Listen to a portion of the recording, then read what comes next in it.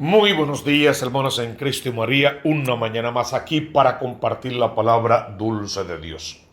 Hoy es domingo 13 de febrero de 2022. Es el sexto domingo durante el tiempo ordinario. Les habla el Padre Tomás Galarza Figueroa y este es su canal de gracia y bendición.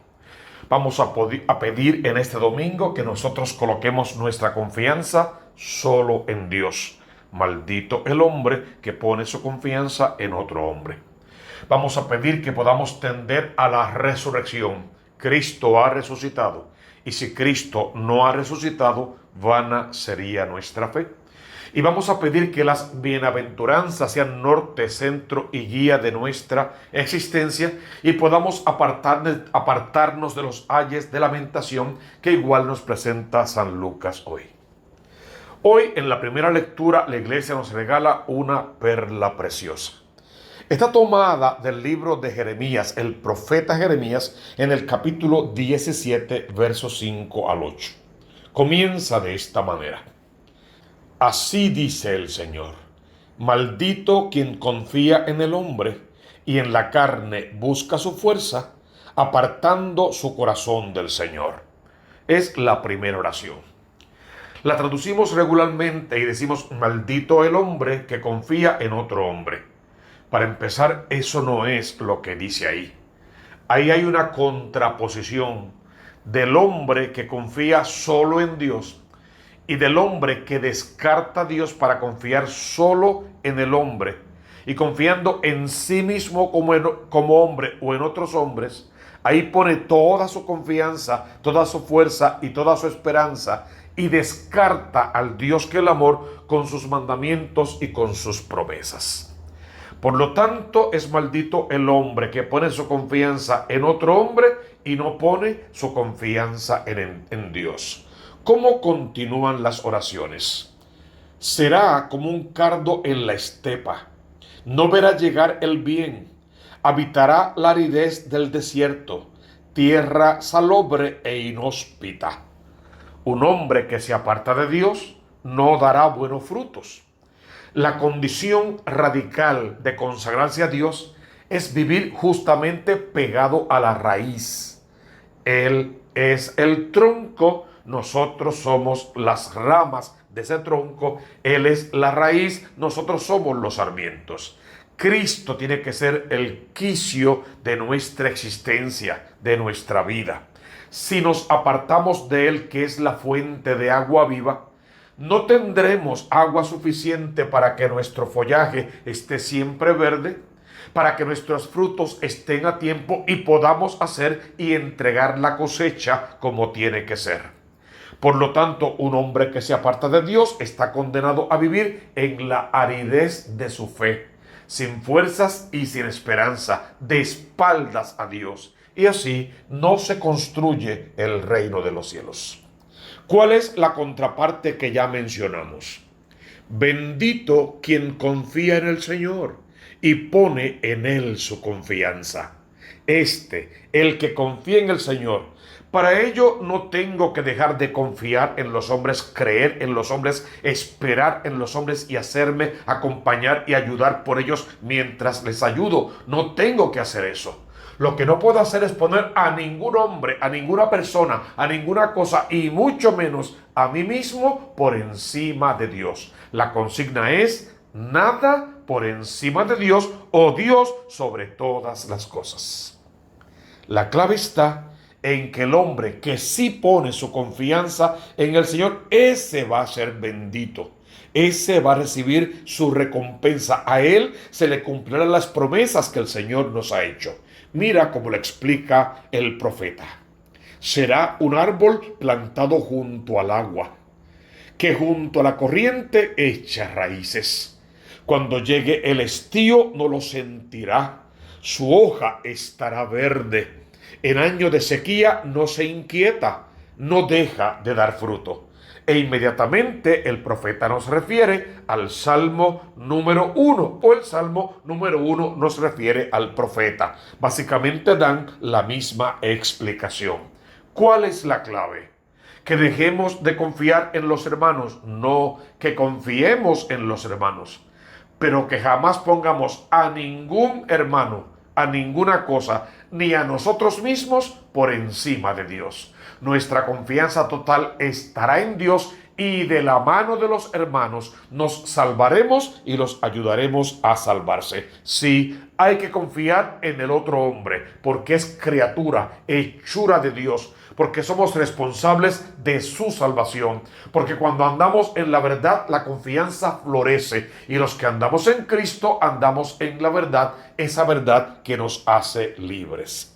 El Salmo no tendríamos que comentarlo porque ya en la primera lectura vimos sus más hermosas frases. Es el Salmo número 1. El estribillo sería: dichoso el hombre que ha puesto su confianza en el Señor, porque justo el Evangelio va a hablarnos de esas bienaventuranzas. Dichoso el hombre que ha puesto su confianza en el Señor. Veamos los versos solo para hacer la comparación en la lectura. Dichoso el hombre que no sigue el consejo de los impíos, ni entra por las sendas de los pecadores, ni se sienta en la reunión de los cínicos, sino que su gozo es la ley del Señor y medita su ley día y noche. Fíjense bien que este hombre que no se junta con los impíos, no sigue sus consejos, no camina sus sendas, no se sienta en sus reuniones, no toma parte en su estilo de vida. Reza el segundo verso: será como un árbol plantado al borde de la acequia, da fruto en su sazón y no se marchitan sus hojas, y cuanto emprende tiene buen fin. No así los impíos son los que ponen la confianza en los hombres, pero no ponen su confianza en Dios. No así los impíos, no así. Serán paja que arrebata el viento, porque el Señor protege el camino de los justos, pero el camino de los impíos acaba mal. La Iglesia hoy nos regala una segunda lectura muy impactante.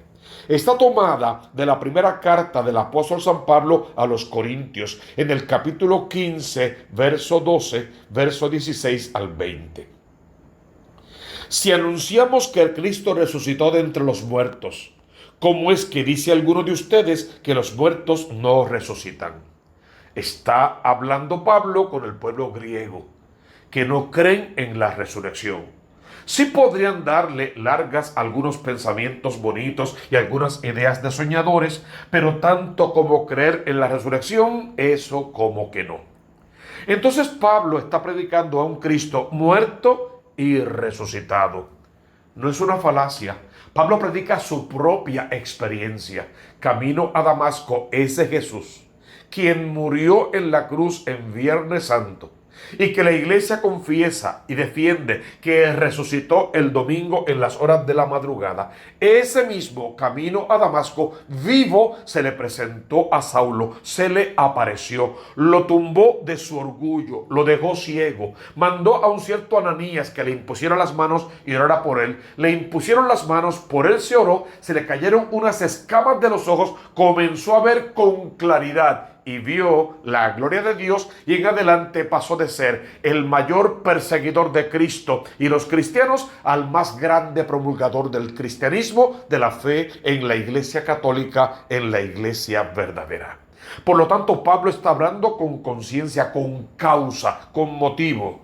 Hablo de un Cristo resucitado, y hace entonces lo específico. De hecho, si Cristo no ha resucitado, vana sería nuestra fe, sería quimérico, sería esperar contra toda esperanza por algo que no va a llegar. Cuando Cristo, muerto, resucitado, se aparece a Pablo, a muchos más, a más de 500 hermanos y a otros tanto, a los 12, a Felipe, y garantiza que el que vive cumpliendo con su voluntad y la muerte lo encuentre estando en gracia, resucitará con él en el último día.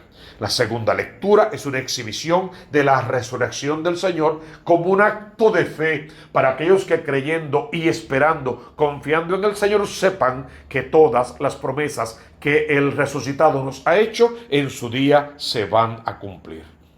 La Iglesia hoy nos regala un evangelio al cual merece la pena atender. Está tomado, según San Lucas, en el ciclo C, lógicamente, en el capítulo 6, versos 17 al 20 y verso 26. En aquel tiempo bajó Jesús del monte con los 12 y se paró en un llano con un grupo grande de discípulos y de pueblo, procedente de toda Judea, de Jerusalén y de la costa de Tiro y Sidón. Es la primera oración que hay que prestarle atención. En este mundo en el que Jesús se movía, era muy común hablar de la forma en que Jesús va a hablar, con frases repetitivas, fáciles de aprender, de guardar en el corazón y de poner en práctica. Esas famosas bienaventuranzas o los famosos ayes los podemos encontrar de diferentes modos en diferentes escritos, aún fuera de la Biblia también podrían aparecer. Sin embargo, tanto Mateo como Marcos lo colocan en los labios de Jesús. Mateo en el monte va a pronunciar 8 bienaventuranzas, de un corte mucho más espiritual para mi gusto. San Lucas en la llanura va a pronunciar en labios de Jesús 4 bienaventuranzas y 4 ayes o 4 lamentos. Yo diría 4 malaventuranzas. En total 8, pero 4 y 4 a diferencia de Mateo. A mí personalmente me gusta pensar que es un sermón distinto.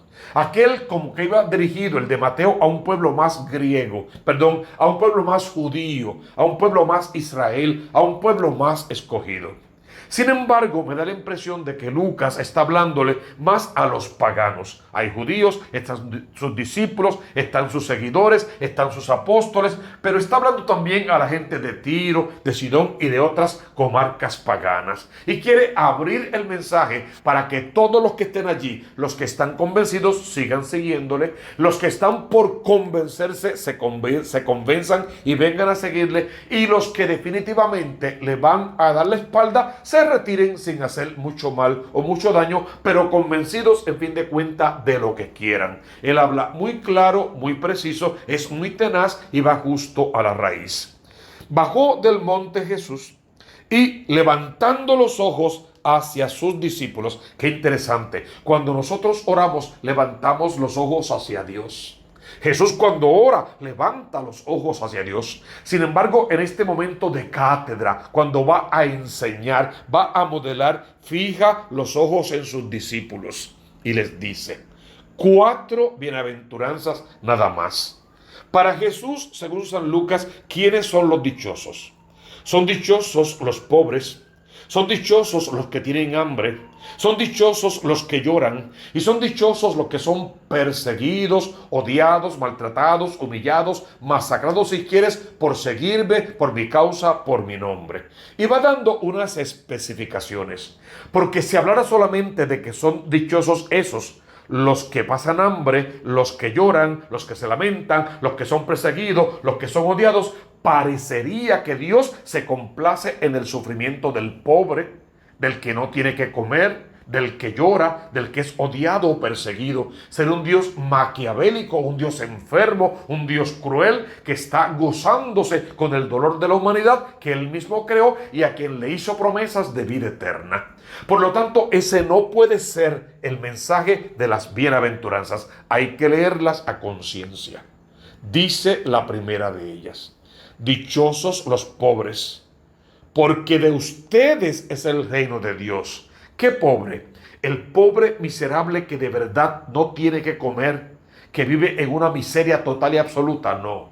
El pobre que teniendo deja de tener y se hace pobre para que su hermano también tenga. El pobre que comparte lo mucho o lo poco, que es capaz de sacarse la comida de su boca para entregarla a alguien que no tiene que comer.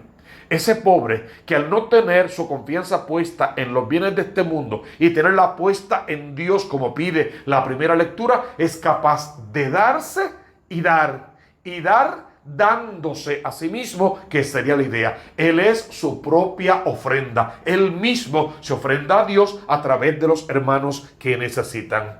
La bienaventuranza no es por ser pobre, es por preferir un estado de pobreza mientras me doy y me gasto por los que puedan necesitar más. O de otro modo, es vivir en la pobreza porque este fue el futuro que me tocó y no renegar de Dios. Tampoco acomodarme a la pobreza, lamer mis heridas y sentir pena y tristeza por mí mismo, sino trabajar para salir de esta pobreza dignamente, luchar por un estilo de vida mejor, buscar y tender, amar y seguir a Dios siempre, sin de Él renegar, hasta que de Él pueda recibir bendición, de mis hermanos ayuda, y con mi esfuerzo buscar una vida mejor, mucho más digna, donde sin apartarme de Dios comience a escalar, si quieres, en los canales sociales de este mundo en el que nos ha tocado vivir.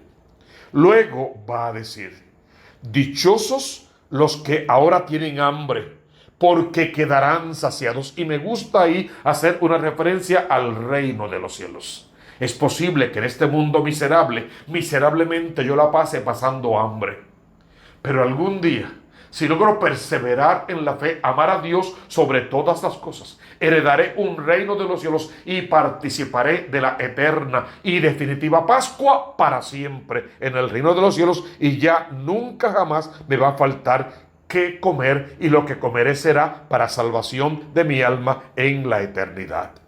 Y dichosos los que ahora tienen hambre, porque quedarán saciados. Dice: dichosos los que ahora lloran. ¿Por qué? Simplemente porque lloran como unos miserables. No, dichosos los que ahora lloran, porque reirán, porque tendrán consuelo, porque verán la gloria de Dios, porque vivirán abrazados para siempre a la eternidad, cantando cánticos, himnos, salmos, inspirados al Dios que vive, porque es un Dios de promesas cumplidas. Dichosos los odiados por mi nombre, los perseguidos, los masacrados, los humillados, los que son excluidos e insultados, aquellos que son proscritos por causa de mi nombre como infame. Alégrense ese día y salten de gozo, porque su recompensa será grande en el reino de los cielos.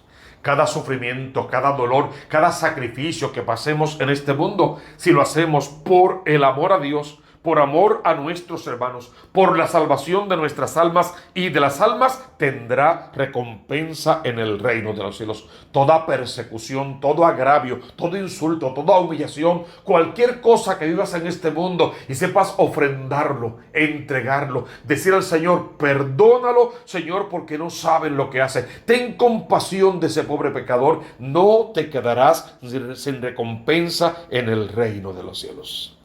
Así va explicando bien las bienaventuranzas, para ahora contraponerlas a lo que yo llamo las malaventuranzas.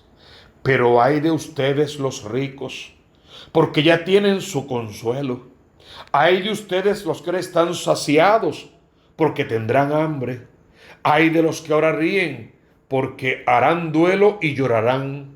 Ay, si todo el mundo habla bien de ustedes. Eso es lo que hacían sus padres con los falsos profetas. ¿Qué dice ahí literalmente?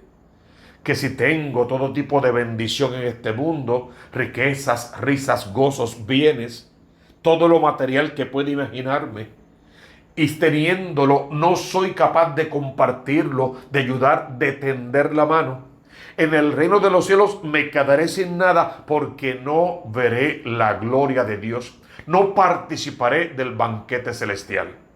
Fíjate que está clarísimo que si hay un rico, muy rico, que con su riqueza ayuda, da, sostiene a otros, evita la miseria y el hambre a su alrededor, conforta, consuela, sana al que está enfermo con su dinero, ayudando en sus gastos médicos y otros asuntos, ese igual hereda el reino, porque vivió con su riqueza al servicio de los más necesitados. Hay que ir más allá de lo que dicen las palabras. Hay que buscar el sentido espiritual de cada uno de esos comandos. Y hay que entender que Dios lo que quiere, en fin de cuentas, es que vivamos como hermanos, ayudándonos unos a otros, que seas más rico compartiendo la pobreza con el más pobre, hasta que podamos salir de esa situación de vida y hacer de este mundo un mundo en el que valga la pena vivir. Vamos a pedir al Señor en este domingo que nos llene el corazón de amor, que nos nutra con su palabra de vida, que nos muestre su rostro glorioso, que nos aparte de toda tentación y podamos vencer en toda tentación, para que oyendo su palabra y cumpliendo con su voluntad, siempre trabajemos por el bien de las almas. Hermano, porque tú conoces la consigna, Busca primero el reino de Dios con su justicia y todo lo demás vendrá por añadidura. Suscríbete a mi canal Tomás Galarza Figueroa y al canal de la Diócesis de Mayagüez. Ve ahora mismo, suscríbete, toca la campanita, le das like, eso nos ayuda muchísimo. Colócalo en todas tus redes sociales, recomiéndalo por favor. De momento solo te pido que abras tu corazón al Redentor para que desde lo alto recibas la bendición. En el nombre del Padre, y del Hijo, y del Espíritu Santo. Amén, amén y amén.